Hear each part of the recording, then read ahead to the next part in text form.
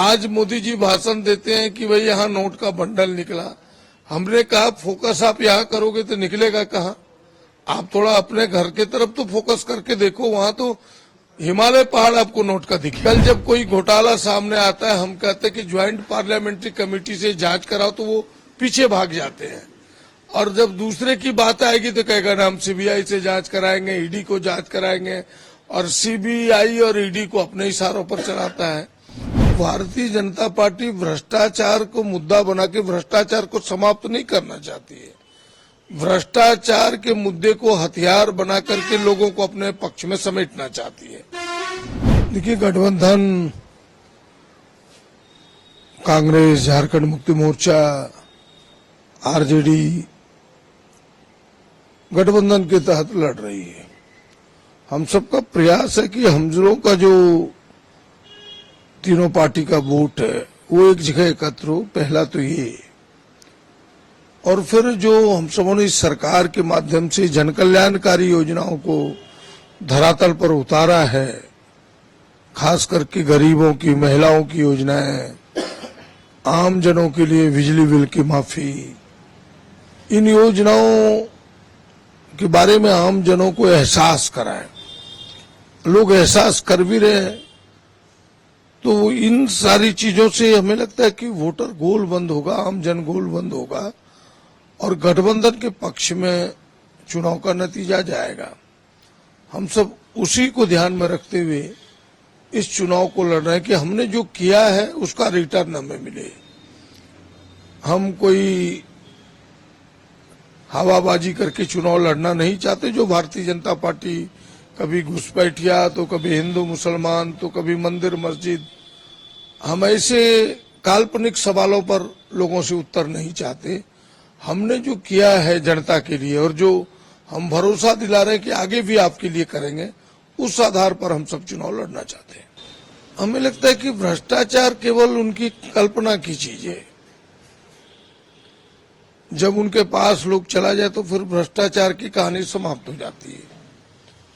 और केवल यही नहीं, पूरे देश के पैमाने पर आप देखें, अपने नजर को पूरे देश के क्षितिज पर आप ले जाएं, तो आपको लगेगा कि भारतीय जनता पार्टी भ्रष्टाचार को मुद्दा बना के भ्रष्टाचार को समाप्त नहीं करना चाहती है। भ्रष्टाचार के मुद्दे को हथियार बना करके लोगों को अपने पक्ष में समेटना चाहती है।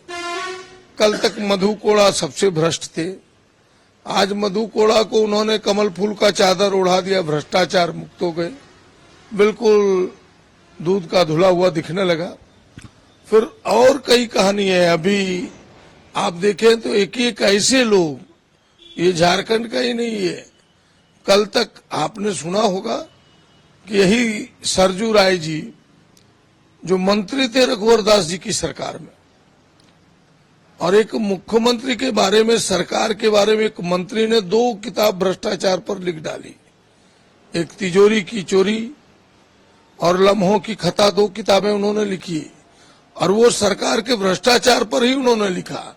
देश में ऐसी कोई सरकार ना होगी, अब तक मेरे ध्यान में ये बातें अब तक मेरे ध्यान में नहीं है कि एक मंत्री अपने सरकार के, अपने मुख्यमंत्री के बारे में, भ्रष्टाचार के बारे में लिखे। तो ऐसी भारतीय जनता पार्टी को भ्रष्टाचार के विरोध में कहने का क्या अधिकार है? कल जब कोई घोटाला सामने आता है, हम कहते हैं कि ज्वाइंट पार्लियामेंट्री कमेटी से जांच कराओ, तो वो पीछे भाग जाते हैं। और जब दूसरे की बात आएगी तो कहेगा ना हम सीबीआई से जांच कराएंगे, ईडी को जांच कराएंगे, और सीबीआई और ईडी को अपने इशारों पर चलाता है। आज मोदी जी भाषण देते हैं कि भाई यहाँ नोट का बंडल निकला। हमने कहा फोकस आप यहाँ करोगे तो निकलेगा कहाँ? आप थोड़ा अपने घर के तरफ तो फोकस करके देखो, वहां तो हिमालय पहाड़ आपको नोट का दिखेगा। तो कहानी इतनी है, इससे आगे कुछ नहीं है। देवेंद्रनाथ सिंह आपके खिलाफ यहाँ पे मैदान में है, बीजेपी के उम्मीदवार, क्या एक चैलेंज है, चुनौती है आपके लिए? देखिए, हम तो चुनौती मानते हैं छोटे चुनाव को भी। किसी को छोटा नहीं आंकना चाहिए, क्योंकि अगर आप छोटा आंक रहे हैं तो जनता को छोटा आंक रहे हैं। प्रत्याशी तो एक निमित्त मात्र है वो, कि वो भारतीय जनता पार्टी का सिंबल लेके खड़ा है, क्योंकि चुनाव का फैसला जनता का फैसला है।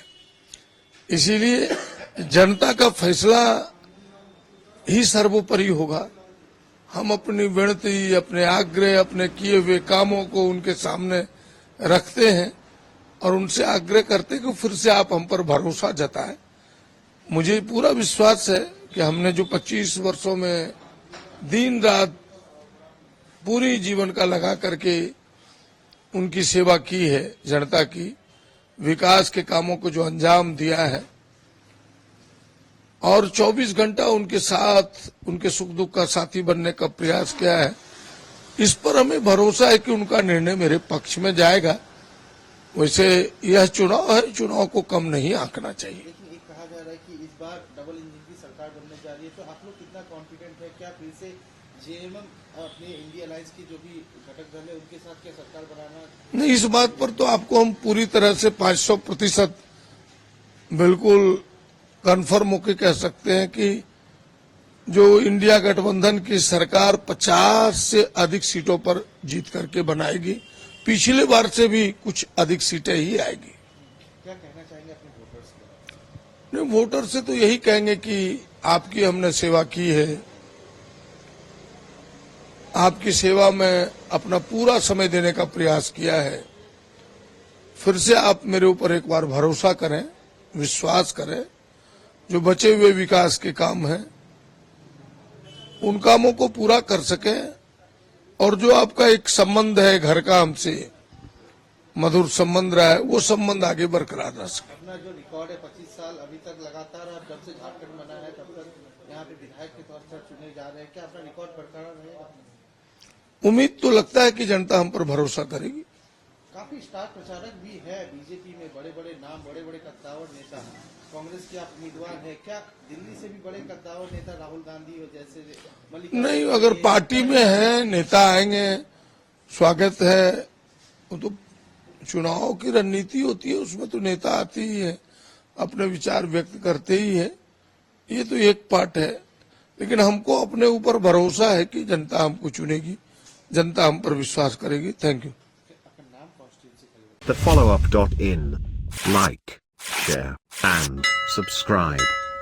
www.thefollowup.in